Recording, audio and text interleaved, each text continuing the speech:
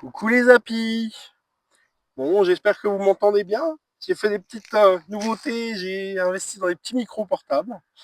Alors j'espère que malgré le bruit des voitures qui passent comme là, bah, vous m'entendrez plutôt bien.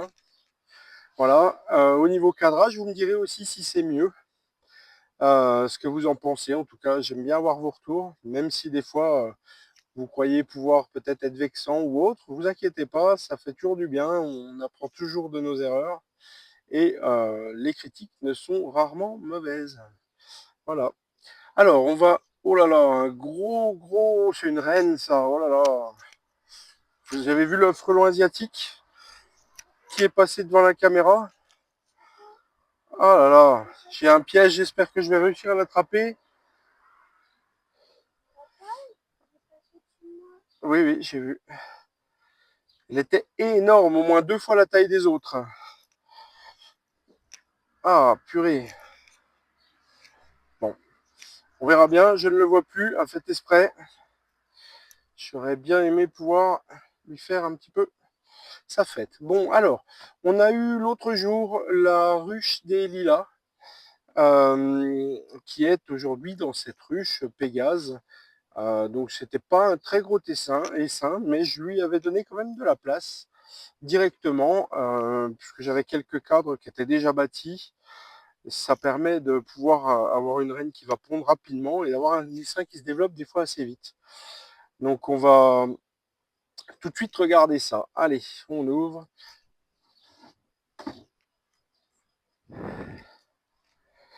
Voilà. On va mettre un petit coup d'enfumoir. Aujourd'hui, j'ai un petit assistant avec moi. Allez, je mets un petit coup de chou. C'est bon, alors on fait pas un barbecue, hein, comme on dit souvent. Alors, comment ça se présente?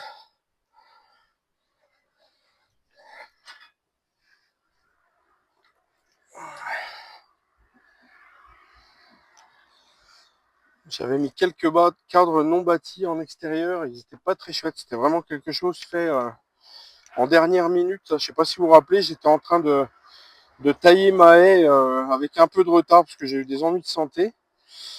Et du coup, il y a un essaim qui s'est mis dedans au moment où j'étais en train de vouloir la tailler. Je l'ai vu passer le matin quand j'étais en train de déjeuner. Il est passé très très tôt. Alors, oh là là, j'ai un cadre qui s'est carrément fait la malle. Il va falloir que je change ça. Voilà. Je vais peut-être même enlever la feuille, je sais pas encore. Mais ça ne va pas. C'est une mauvaise cire gaufrée. Là, il y a un petit souci.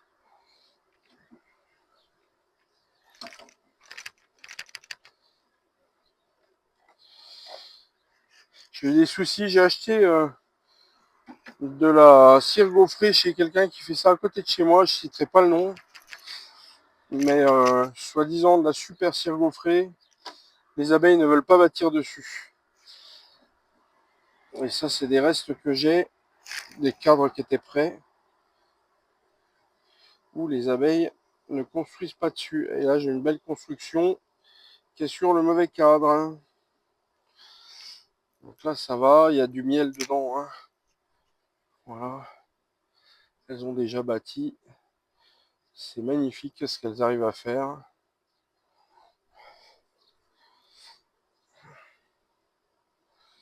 Alors, attention au sens. Je vais être obligé malheureusement d'abîmer le travail qu'elles ont fait pour pas avoir une ruche qui soit bâtie n'importe comment. Ça m'embête toujours, mais on n'a pas toujours le choix.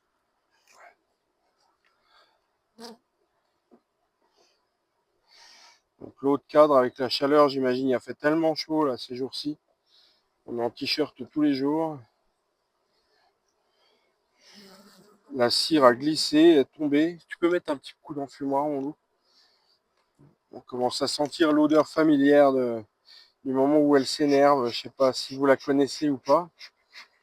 Mais cette odeur un peu acide qui montre qu'elles sont pas très contentes.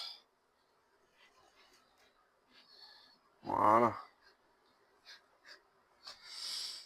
Voilà ma construction bâtarde. C'est dommage, c'était un beau boulot. Mais ça peut pas fonctionner. Tout ça parce que la lame de cire que j'avais mis. Tiens, mets ça sur la brouette. La lame de cire que j'avais mis de mauvaise qualité, c'était mal fixé. Et en plus de ça, avec la chaleur, elle est tombée. Donc là, c'est rempli de miel. Hein. On est en pleine période de colza. C'est vraiment rempli de miel. Hein. Ça bat le rappel.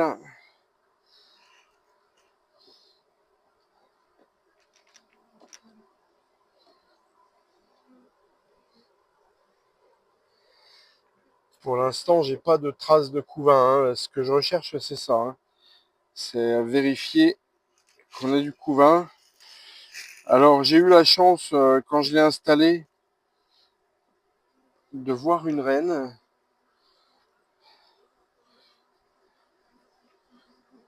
Mais là, en l'occurrence, je ne vois pas de ponte.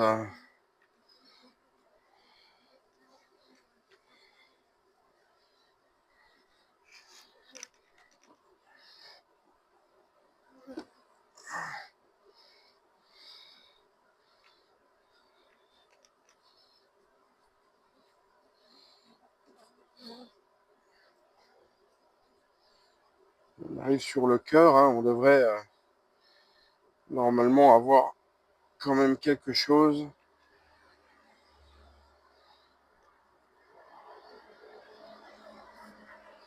Et là, c'est encore du miel, du miel, du miel.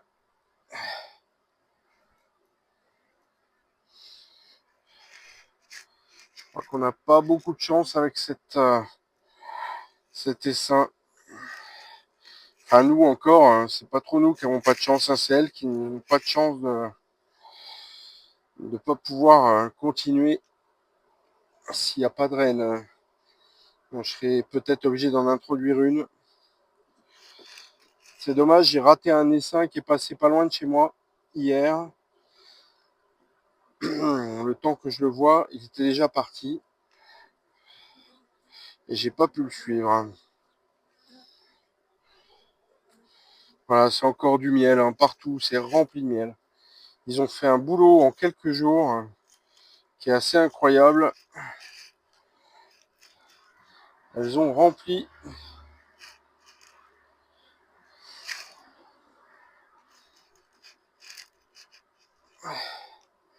Sauf que là, même s'il y avait une reine qui veuille pondre, elle a même pas de place pour pondre. Hein.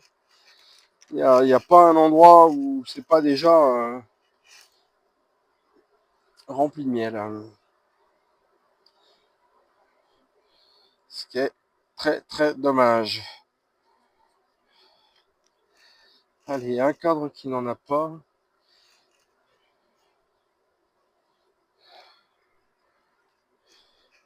Et là, c'est déjà en train de remplir de miel.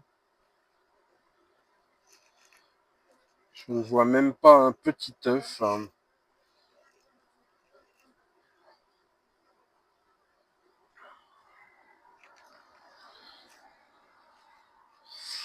Voilà, ça bat le rappel hein, en plus. Hein. On entend chanter.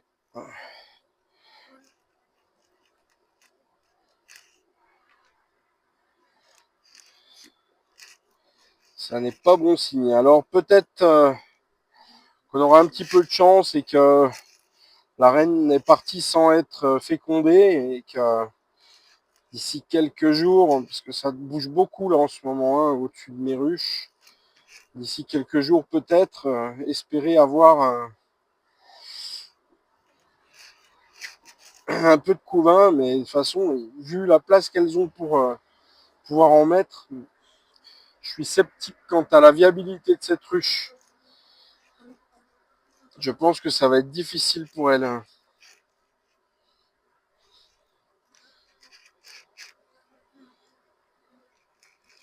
Je vous remontre les bâtisses, c'était vraiment chouette quand même, hein.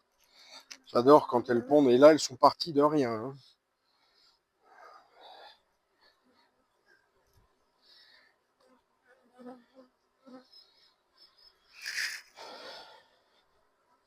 Du coup, l'autre cadre, je vais les remettre pareil. Et puis, on verra. Mais je suis pas sûr qu'il y ait encore beaucoup d'abeilles cireuses dans cette ruche, hein. Parce qu'on sait que c'est les jeunes abeilles qui font les bâtisses. Voilà, bon, on va laisser tranquille. Je vais resurveiller d'ici quelques jours pour essayer de voir si effectivement on a du couvain, pas de couvain, quelque chose. Et dans ce cas, on pourra soit penser à remettre une reine, ou en tout cas de quoi en faire une. C'est plutôt ce que je risque de pratiquer. Soit la laisser grandir tranquillement si effectivement la reine est partie se faire féconder et qu'elle revient après. C'est quand même plutôt rare en général des essaims qui SM avec une reine non fécondée. Mais on est tellement des fois surpris en apiculture. On nous dit toujours que la première reine née tue les autres. J'ai vu une fois 10 reines dans la même ruche, hein.